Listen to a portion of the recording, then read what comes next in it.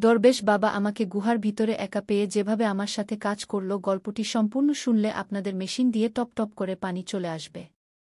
আপনারা হাতের কাজ করতে বাধ্য হবেন। তাই হাতের কাজ করার আগে হাতের কাছে অবশ্যই টিস্যু রাখবেন।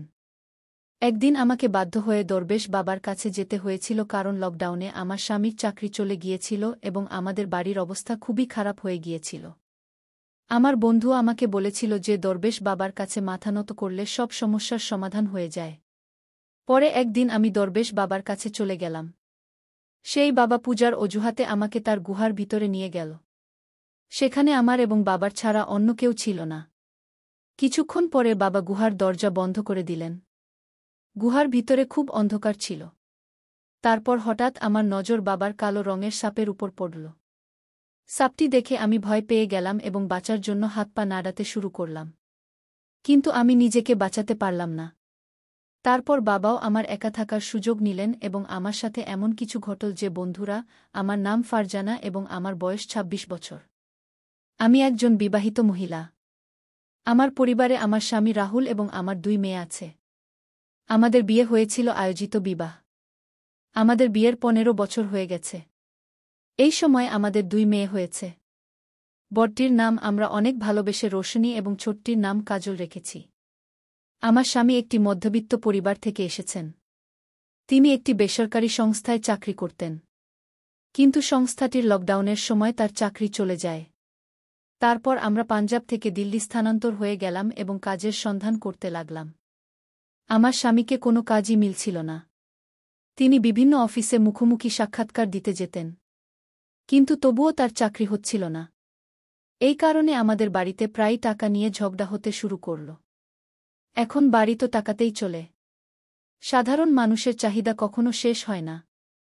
সীমিত টাকা থাকার কারণে আমরা খুব বেশি মানসিক চাপে থাকতে শুরু করেছিলাম। আমাদের দুজনের মধ্যে এখন আরও বেশি ঝগড়া হতে শুরু করেছিল। আমি খুবই বিপর্যস্ত হয়ে পড়েছিলাম। তারপর একদিন আমি আমার বন্ধুকে এই সব কথা বললাম এবং সে আমাকে বলল যে একজন বাবা আছেন যিনি দরবেশ বাবা নামে বিখ্যাত। বলা হয় যে তার কাছে গেলে সকলের সমস্যার সমাধান হয়ে যায়। দূরদূরান্ত থেকে মানুষ তার কাছে মাথা নত করতে আসে। সেই বাবাকে মানুষ অনেক বড় মর্যাদা দিয়েছে। বলা হয় যে সেই বাবা মনের শক্তি দেন এবং মানুষের দুঃখকষ্ট দূর করেন। আমি আমার স্বামীকে এই সব কথা বললাম। আমার স্বামী এই সব কথায় বিশ্বাস করতেন না। তিনি আমাকে বললেন, তোমার যদি যেতে হয় যাও, কিন্তু আমাকে এই সবের জন্য জোর করো না। আমি ইতিমধ্যেই খুব বিপর্যস্ত গিয়ে আমি ভাবলাম যে আমি আমার স্বামীকে বাবার কাছে যেতে বেশি জোর না করাই ভালো, যদি তিনি আমাকে যেতে বারণ করে দেন। পরে আমি একাই চলে যাওয়ার সিদ্ধান্ত নিলাম, কারণ আমার স্বামী আমাকে যাওয়ার অনুমতি দিয়েছিলেন। আমাদের বাড়ির অবস্থা খুবই খারাপ হয়ে গিয়েছিল। তাই আমি বাধ্য হয়ে দরবেশ বাবার কাছে যাওয়ার পুরো প্রস্তুতি নিলাম। আমি ভাবছিলাম যে হয়তো তার কাছে আমাদের সমস্যার সমাধান আছে। পরের দিন আমি গোসল করে একটি ভালো শাড়ি পরে বাবার আশ্রমে চলে গেলাম। বাবা দেখতে ৮৫ থেকে ৫০ বছর বয়সের মনে হচ্ছিল। তার চারপাশে ভক্তরা বসেছিল। তার ২ পাশে ২টি মেয়ে প্রায় ২৫ বছর বয়সের, সাদা শাড়ি পরা দাঁড়িয়েছিল। বাবা ভগবান এবং শক্তির কথা বলছিলেন। সৎসঙ্গ শেষ হওয়ার পর সবাই একে একে বাবার সাথে দেখা করতে যেতে লাগল।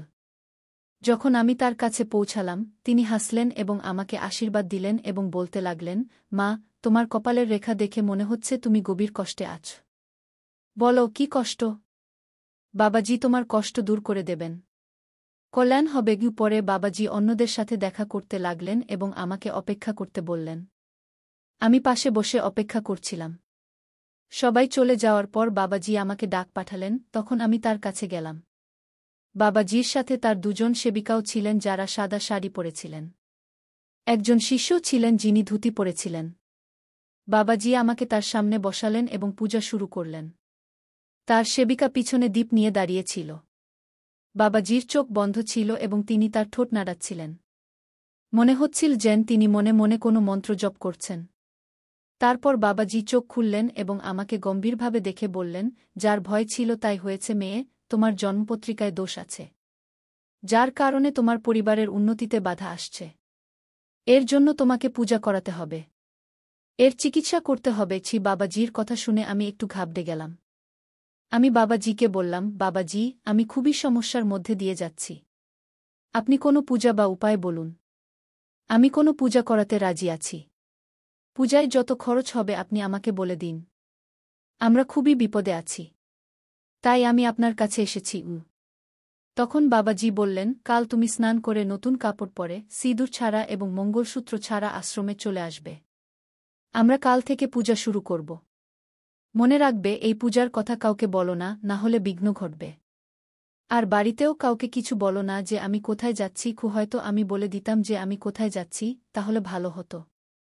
কিন্তু বাবাজি বলেছিলেন যে পূজায় বিঘ্ন ঘটবে। তাই আমি কাউকে কিছু বলিনি। পরে আমি সেখান থেকে বের হয়ে বাড়ি চলে এলাম। সারারাত আমি ঘুমাতে পারিনি।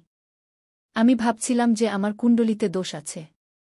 আমার কারণে পুরো বাড়িতে মুসিবত এসেছে এবং এখন আমি এটা ঠিক করব। পরের দিন সকালে আমি আমার স্বামীকে নাস্তা করিয়ে এবং বাচ্চাদের স্কুলে ছেড়ে দিয়ে বাড়ি ফিরে এলাম। আমার স্বামীও নাস্তা করে অফিসে চলে গিয়েছিলেন। আমি বাড়ির সব কাজ শেষ করে তারপর স্নান করতে গেলাম।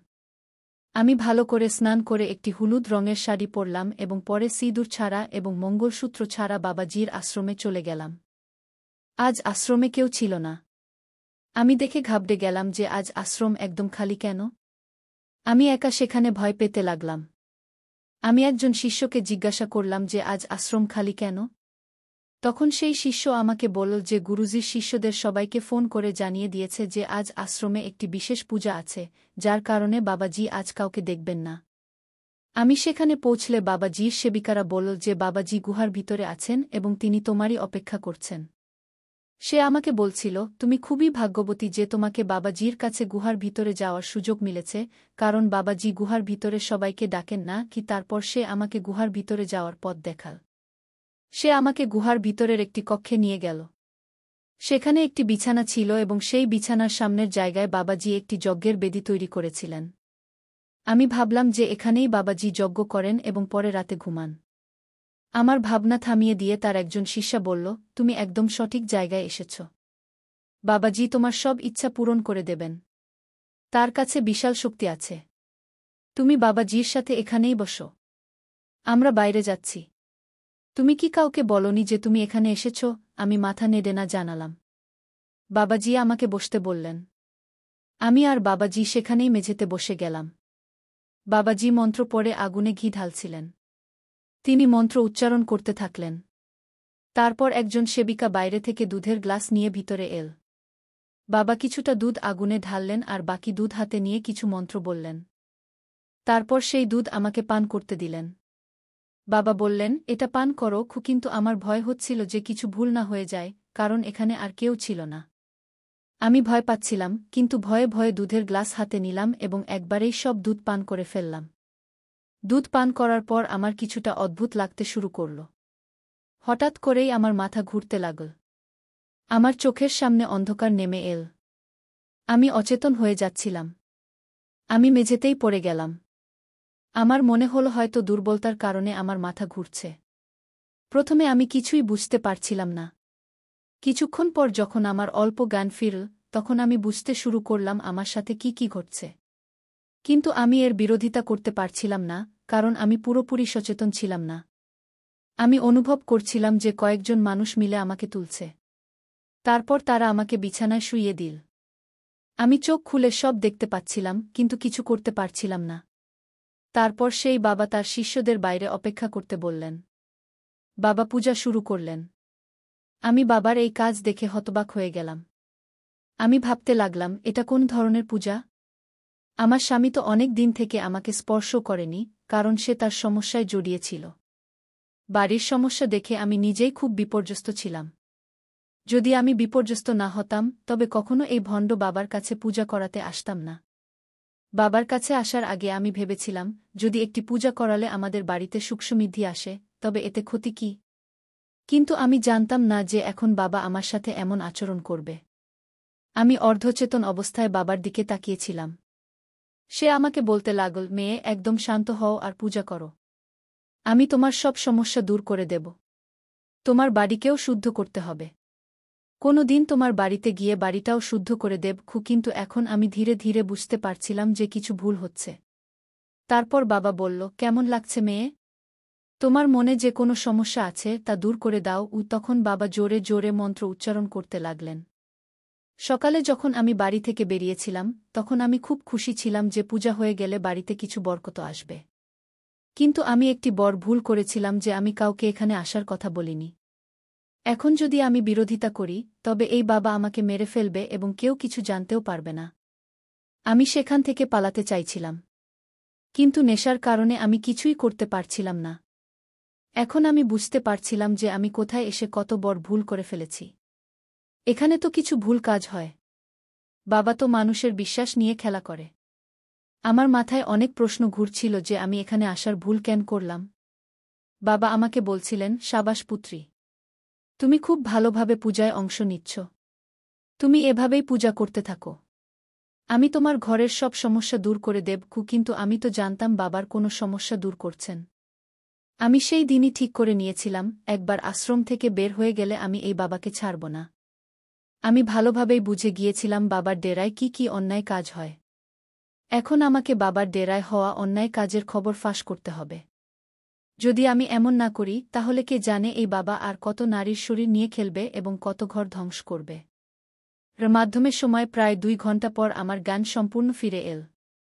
বাবা আমাকে বললেন, পুত্রী, তোমার পূজা সম্পন্ন হয়েছে। এখন তুমি বাড়ি যেতে পারো। তোমার সাথে সব ভালো হবে। আমি খুব ভালোভাবে পূজা করেছি এবং মন্ত্র উচ্চারণ করেছি। এখন তোমার স্বামীর নতুন চাকরিও হয়ে যাবে এবং তুমি সুখে জীবন কাটাবে। কিন্তু আমি তো দৃঢ়প্রতিজ্ঞ ছিলাম যে বাবার মুখোশ উন্মোচন করবই। যদি আমি এমন না করি তাহলে এই বাবা সরল মানুষদের তার জালে ফাবে এবং তাদের লুটতে থাকবে। তারপর বাবাকে ছেড়ে দিয়ে আমি গুহা থেকে বের হয়ে এলাম। আশ্রম থেকে বের হওয়ার পর আমি অনেক ভেবেচিন্তে সরাসরি পুলিশ স্টেশনে চলে গেলাম। পুলিশ স্টেশনে গিয়ে আমি বাবার বিরুদ্ধে অভিযোগ লিখিয়ে দিলাম। বাবা আমার সাথে যা যা করেছিলেন আমি সবকিছু সেখানে বলে দিলাম এবং পুলিশকে নিয়ে বাবার আশ্রমে পৌঁছে গেলাম। পুলিশ বাবাকে গ্রেফতার করল। আজ সেই বাবা জেলের ভেতর তার অপরাধের শাস্তি ভোগ করছে। যখন আমি সেই বাবার বিরুদ্ধে আওয়াজ তুললাম তখন পরে আরও অনেক মেয়ে সামনে এল যাদের সাথে বাবা অন্যায় করেছিলেন। বাড়ি যাওয়ার পর আমি সাহস করে আমার স্বামীকে সবকিছু বললাম যা বাবা আমার সাথে করেছিলেন। আমার স্বামী আমার সব কথা বুঝলেন এবং আমাকে বললেন, আমি এই কারণেই এই বাবাদের বিশ্বাস করি না, যারা বাইরে থেকে একরকম দেখায় আর ভেতরে অন্যরকম হয় গিয়ে। তিনি আমাকে বলছিলেন, যদি আমি তোমাকে সেই বাবার আশ্রমে যেতে বাধা দিতাম তাহলে তোমার মনেও এই বাবাদের প্রতি বিশ্বাস থেকে যেত। আর তুমিই বা আমার বাধায় থামবে কেন? এখন আমার স্বামীর চাকরিও হয়ে গেছে। আমি যে বাবার বিরুদ্ধে অভিযোগ করেছিলাম তাতে আমার স্বামী আমাকে পুরোপুরি সমর্থন দিয়েছিলেন এবং আদালত সেই বাবাকে যাবজ্জীবন কারাদণ্ড দিয়েছে। সে জেলের ভেতর তার অপরাধের শাস্তি ভোগ করছে। আমার প্রিয় বন্ধুরা, যদি তোমরা এমন আরও ইন্টারেস্টিং গল্প শুনতে চাও তাহলে চ্যানেলটি সাবস্ক্রাইব করো এবং বেল নোটিফিকেশন অন করে রাখো। কমেন্ট বক্সে বলো আমার এই গল্পটি তোমাদের কেমন লাগল। কাল আবার এমনই আরেকটি ভিডিও নিয়ে দেখা হবে। ধন্যবাদ।